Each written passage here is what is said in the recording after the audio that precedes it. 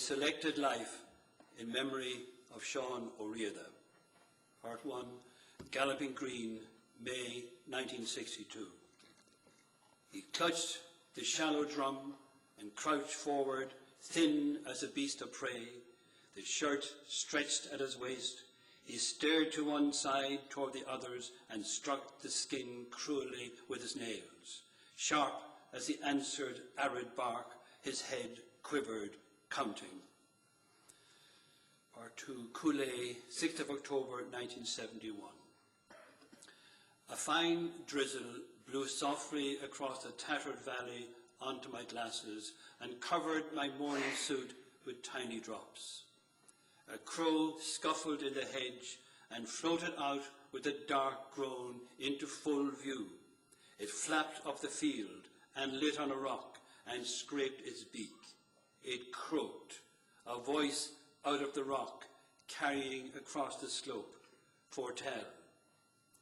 Foretell, the Selene River winding downward in darker green through the fields and disappearing behind his house.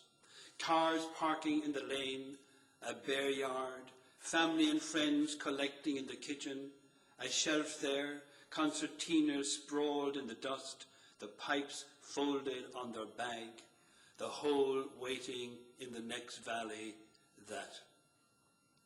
A rat lay on its side in the wet, the grey skin washed clean and fleshy, the little face wrinkled back in hatred, the back torn open.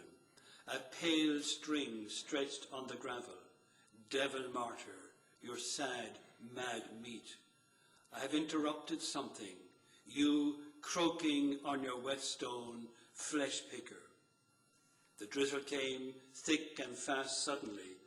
Down in the village, the funeral bell began to beat.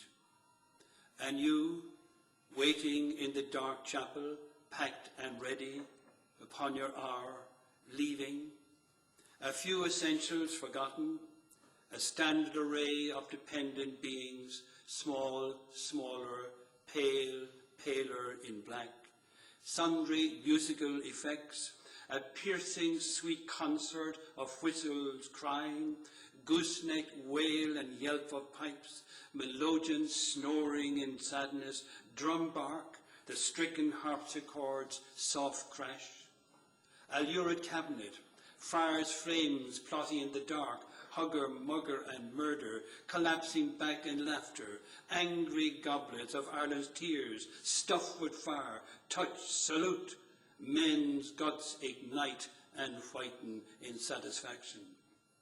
Our workroom askew, fumbling at the table, tittering, pools of idea forming, a contralto fills the room with Earth's autumnal angst.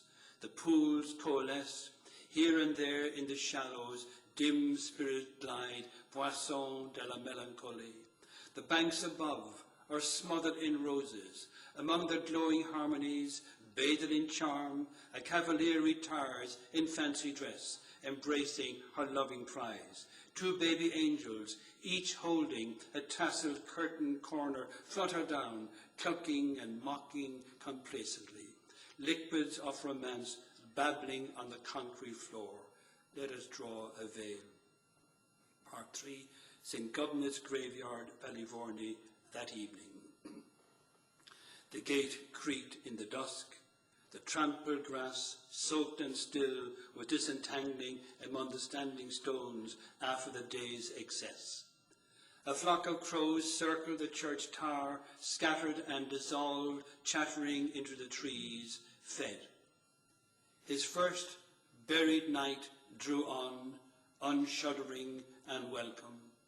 Shudder for him, Pierrot limping forward in the sun out of Merrion Square long ago, in black overcoat and beret, pale as death from his soiled bed, swallowed back, animus brewed in clay, uttered in brief meat and brains, flattened back under our flowers. Gold and still he lay on his second last bed, Dottore, a withered smile, the right hand lifted, a little while, and you may not. Salute, Slán, Hjälp till vår mat, Master, your help.